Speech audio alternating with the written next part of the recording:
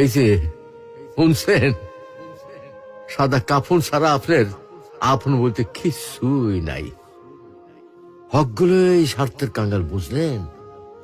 এই স্বার্থ ফুরাই গেলে গা হকগুলি আপনার সাইডে চলে যাবো গা। আর যখন হকগুলি আপনার সাইডে যাইব, তখন দেখবেন আপনার এই সাদা কাফনই একমাত্র আপন হয়ে থাকবো। তা বা কয়দিন কন? আহারে জীবন, কিসের লাইগা এত কিছু করতেছি? এরই নাম কি জীবন? এই আছি, এইটাই ফুটুস ফুটুস। কিছুই তো আমার লগে কবরে যাইব না। না যাইব আমার শখের মোবাইল ফোনটা, না যাইব আমার শখের গাড়িটা, আর না যাইব আমার শখের বাড়িটা।